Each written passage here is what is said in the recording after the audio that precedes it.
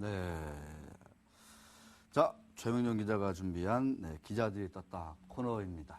네, 뭐 생방송 묘미를 제대로 보여주고 있습니다. 자, 재밌죠, 최명령 기자? 네, 네. 오, 항상 기고원장 나올 때마다 아주 네, 즐겁습니다. 생생하잖아요, 그죠? 그러니까요. 네, 네. 그렇습니다. 자, 오늘 제목을 보니까 시장을 이기는 전략. 네. 오, 한국타이어, 호남석유.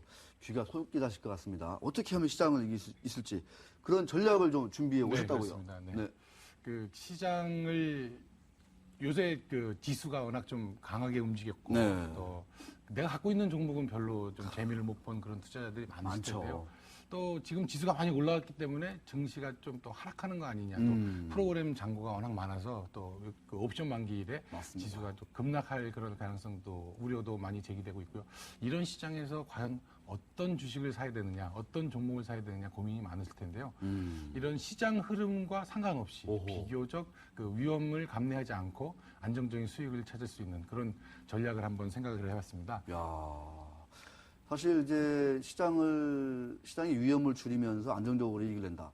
뭐 헤지펀드 이런 데서는 그렇죠. 절대 수익 네. 낸다. 뭐 이런 네네. 얘기를 많이 좀 듣긴 하는데 그 일단 사례를 좀 아주 적절하게 준비해 오시다고요. 네, 그렇습니다. 네. 그러니까 지금 헤지펀드 얘기를 하셨는데요. 헤지펀드의 롱숏 전략이라고 오, 하지 않습니까? 롱숏. 롱이라는 건 매수를 한다는 뜻이고 숏은 이제 공매도를 친다는 이런 뜻인데요. 그 개인 투자자들은 이런 헤지펀드식 롱숏 투자를 하기가 좀 어렵습니다. 어렵죠. 공매도를 하기가 어렵기 때문에. 근데 이것과 굉장히 비슷하게 그 흉내낼 수 있는 그런 위험을 최소화하고 이익을 낼 수 있는 그런 방법이 가끔 이벤트에 따라서 가끔 생기는데요. 기업이 합병을 하거나 또 분할을 할 때 이런 경우가 가끔 생깁니다. 최근에 한국타이어는 기업 분할을 이제 했죠. 시작을 하고 있습니다. 아직 한 거는 한 건 아니고요. 아니고 네. 거래가 정지된 상태죠. 그렇습니다. 네. 네. 호남석유화학과 KP케미칼은 또 합병을 준비를 하고 있는데요. 맞습니다. 이 분할과 합병 과정에서 이 어떤 전략을 세우면 조금 위험을 덜 지고 야. 투자를 할 수 있겠습니다. 먼저 좀 한국타이어 얘기부터 좀 네네, 그렇습니다. 우리가 한번 조금씩 깊이 한번 들어보겠습니다. 한국타이어는 지금 한국타이어 월드와이드라는 회사하고 투자회사. 한국타이어라는 회사 두 회사로 지금 분리될 예정인데요. 어제부터 이제 거래가 정지가 됐고 10월 4일에 분리된 회사가 재상장될 예정입니다. 그 한국타이어 월드와이드라는 회사는 그 투자회사, 그러니까 자회사들의 지분을 갖고 있는 그런 일종의 지주회사, 나중에 이제 지주회사로 전환될 예정인데요. 지금 당장은 투자회사로 남게 되고, 그 한국타이어라는 이제 같은 이름이지만 새롭게 상장되는 한국타이어는 기존에 하고 있던 한국타이어의 영업을 가져가는 그런 회사가 되고요. 제조회사. 네, 그렇습니다. 네. 그래서 투자회사인 한국타이어 월드와이드가 0.19 정도의 0.19. 네, 그 밀적 분할로 자산을 떼어가게 되고 한국타이어는 0.81 정도의 자산을 떼서 재상장에 될 예정입니다. 네. 그러니까 한 대략 보면 0.19 대 0.81. 네네. 그 정도의 비율로 반올림해서 5분의 1, 5분의 4 이렇게 그렇게 하면 되겠네요. 네, 생각하시면 될 것 같습니다. 그렇습니다. 네. 좀 한국타이어 이 투자회사도 이런저런 지분을 많이 좀 가지고 있나요? 그렇습니다. 어떻습니까? 네. 이게 이제 그 분리가 돼서 상장이 되면 네. 한국타이어 월드와이드는 그 자회사로 아트라스 BX하고 그 비상장 회사인 엠트론티어라는 회사를 갖게 되고요. 또 한국타이어의 지분을 일부 가져가게 됩니다. 새로 상장하는 한국타이어의 표가 지분을 잘 나와 갖게 됩니다. 있네요. 네. 그리고 한국타이어는 대환산기, 한양타이어, MK홀딩스, HKT 이런 그 자회사들을 갖고 있는데 이 자회사보다는 이제 한국타이어는 영업 그렇죠. 기존의 사업을 가져가기 때문에 영업 가치가 얼마가 되느냐 요거를 한번 보셔야 되는데요. 자, 그럼 이제 시가총액이 또 이제 나눠지겠죠, 이렇게. 그렇습니다. 네. 29일 종가가 41,600원이었는데 이 기준으로 종전의 한국타이어의 그 시가총액을 살펴보면 6조 3,300원 정도가 됩니다. 이게 0.18 대 0.81로 나눠지면 그 한국타이어 월드와이드의 시가총액은 1조 1,900억. 그리고 한국타이어 재상장되는 한국타이어는 5조 1,400억 원 정도의 시가총액으로 회사가 분리가 되는데요.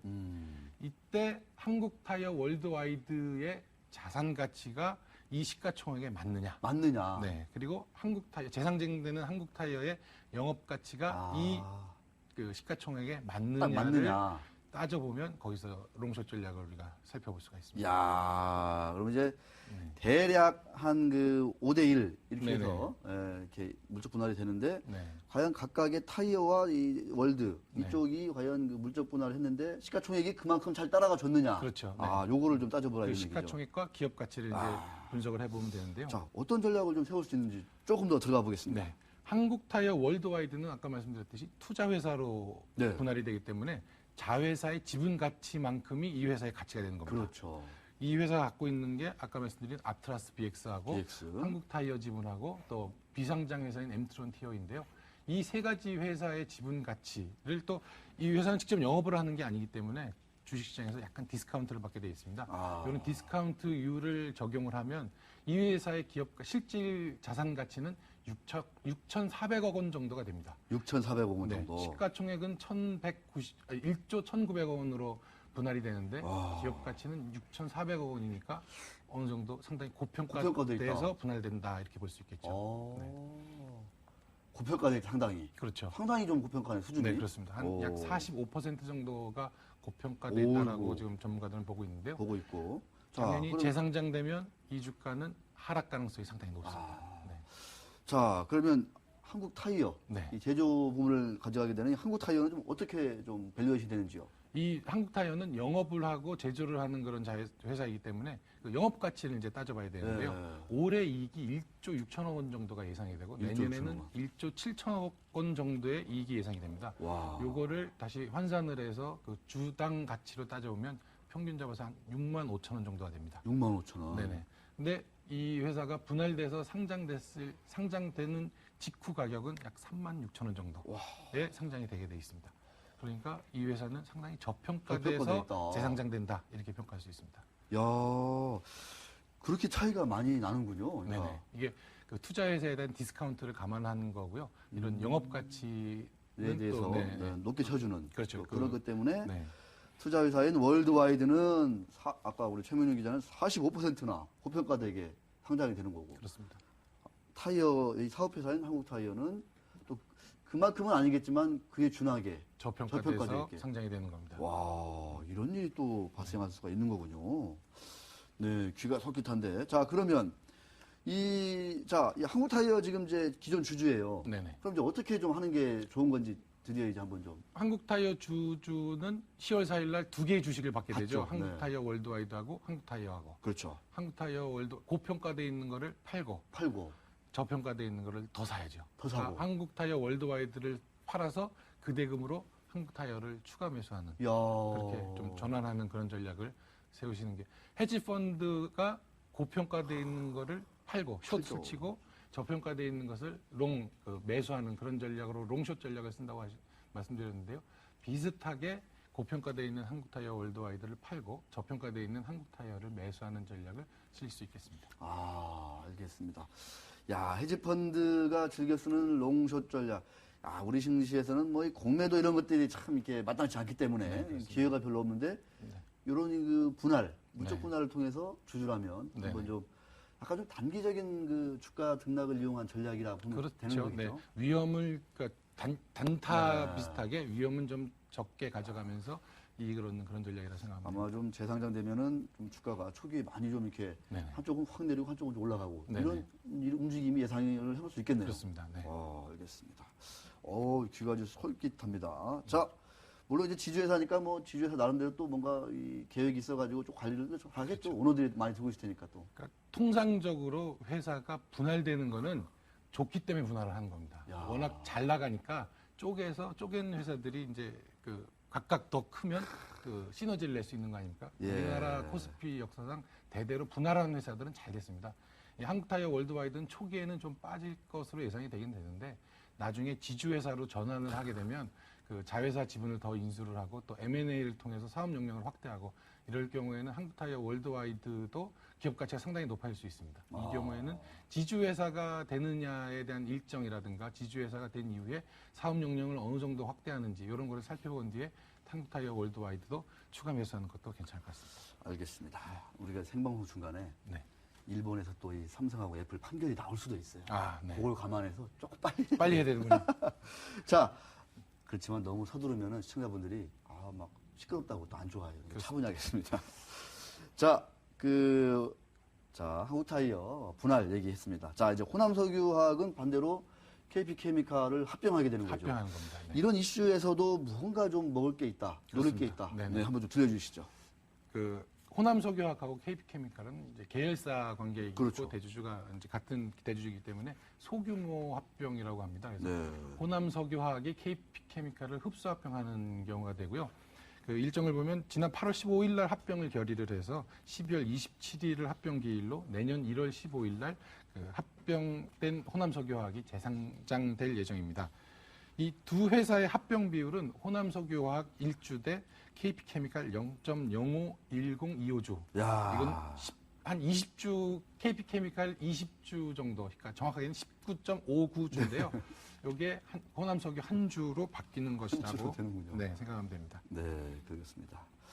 자, 내년 이게 좀 일정이 좀 길군요, 그러니까. 네, 아직 그러니까 저 기간이 좀 많이 시간이 좀 남아 많이 있는데요. 남아있고. 지금도 계속 주식은 거래가 되고 있고요. 합병하려면 당연히 이제 뭐 매수 청구 이런 것도 좀 있을 것 네. 같고. 근데 소규모 합병이기 아. 때문에 또 그 흡수 합병이기 때문에 호남석유화학 주주들은 매수 청구권을 갖지 못하고요. 못 하고요. KP케미칼 주주들, 그러니까 호남석유 주식으로 음. 바뀌어야 되는 그 주주들은 매수 청구 그 권을 갖게 되는데요. 네. 오는 11월 21일부터 12월 10일까지 주식 매수 청구를 할 수 있고 그 주식 매수 청구 가격은 12,836원입니다. 12,830원이다. 자, 주식 매수 청구가 11월 21일부터 네네. KP케미칼 주주를 상대로 이루어진다고 합니다. 자, 투자를 할 수 있는 아이디어는 어떤 게 있을까요? 지금 말씀드린 그 매수 청구 가격이 12,800원이라고 말씀드렸죠. 네. 지금 KP케미칼 주식 주가가 12,000원입니다. 12,000원이 맞아요. 지금 사면 800원 먹습니다. 아, 거래 비용 뭐 감안하더라도 800원 먹습니다. 이게 간단하게 하나 요 얘기로 시작을 할 수 있고요. 아까 말씀드린 합병 비율이 19.59주 대 1주라고 말씀드렸는데 KP케미칼 19.59주의 가치와 그렇지. 호남석유화학의 주가와 한 주하고 움직이는 그게 다르게 움직이지 않습니까? 아, 이때 차이가 차이가 발생하면 나면 이거를 저평가된 걸 사고 고평가된 걸 팔고, 팔고. 똑같이 헤지 펀드 전략으로 이 주식을 매매를 할 수 있습니다. 네. KP케미칼 주가가 최근에 좀 많이 빠지더라고요. 그 저 화학 업종에 네. 호남석유화학도 같이 빠졌습니다. 그러니까요. 근데 거의 비슷하게 비슷하게 19.59주의 비율대로 거의 비슷하게 움직입니다. 그러다가 그런데 네, 괴리가 가끔 괴리가 생깁니다. 19.59가 아니라 뭐 한 18주라든가 네, 그렇습니다. 이렇게 되면은 이제 네네. KP케미칼 비싼 거 아니에요. 그렇죠. 그걸 네네. 톡 팔고 이걸 사고. 그렇습니다. 아, 이런 식으로. 네네. 야, 그런 기회가 좀 많이 좀 생기는 걸로 좀 어떻게 과거 통계나 이런 게 좀 있습니까? 어떻습니까? 아주 자주 생기진 않고요. 아. 가끔 생깁니다. 오. 네, 그러니까 자세히 유념해서 잘 보시다가 보면 이런 기회를 찾을 수가 있는데요. 그 야, 대단합니다. 지난 16일 기준으로 호남석유 주가를 보면 25만 8천 원이었습니다. 네. KP케미칼 주가가 그때 13,750원이었는데 이때 KP케미칼 주식을 19.59주로 계산을 하면 26만 9,300원이 됩니다. 26만 9,300원. KP케미칼이 약 10,000원 정도가 그 이제 19.96주로 더했을 때 10,000원 정도 비싸게 거래가 비싸게 됐고 거래됐네요. 그때 KP케미칼을 탁 팔고 팔고. 호남석유화학을 사고 야, 이거 이런 재밌네요. 전략을 아주. 취하면 됩니다. 네. 근데 그것도 재밌는데 아까 얘기한 대로 이게 매수 청구가가 12,800원이니까 그렇죠. 지금 사면은 한 800원 정도. 네네. 네. 그럼 이것도 상당한 좀 수익이 아닌가. 그것도 수익이 될 수 있습니다. 네. 근데 여기서 또 우리가 생각을 하나 해봐야 되는 게 호남석유화학하고 KP케미칼은 모두 코스피 200 종목에 들어가 있거든요. 아, 최근에 그 증시의 지수를 올렸던 힘이 프로그램 매수였는데 네. 이 종목들은 그 프로그램 매수 바스켓 종목에 들어갑니다. 다 들어가죠. 네. 프로그램 매수라는 게 아시다시피 네. 코스피 200 종목을 한꺼번에 사고 선물을 팔고. 매도하는 오. 그게 프로그램 매수 전략인데 지금 이 프로그램 매수 잔고가 10조 4천억 원 정도가 쌓여 있고 맞아요. 옵션 만기일에 이 프로그램 매수 물량이 이제 청산될 가능성이 상당히 높다고 얘기를 합니다. 기회가 있겠네요. 그렇습니다. 예. 오. 9월 옵션 선물 옵션 그렇죠. 동시 만기일이 있고 10월 10월 11월까지 11월까지. 다 요 세 범위 번. 내에 들어갑니다. 아. 요 중에 프로그램 매수 잔고가 만약에 청산이 되면 주가가 KP케미칼 주가도 한번 흔들릴 수 있고 또 호남석유화학은 와. 호남석유화학이 그 KP케미칼보다 시가총액이 크기 그러니까. 때문에 그 펀드들이 호남석유화학을 더 많이 들고 있습니다. 나 외국인 지분만 봐도 그 호남석유화학 지분이 23% 맞아요. 정도 되고 KP케미칼은 14% 정도 되는데요. 프로그램 매수 그 주체가 외국인이 많기 때문에 이런 프로그램 청산을 하면 호남석유화학 주가가 한번 크게 흔들릴 가능성이 있습니다. 야. 이때 호남석유화학을 매수하고 또 KP케미칼은 매도하고 이런 전략을 취하시면 이익을 극대화하실 수 있을 겁니다. 네.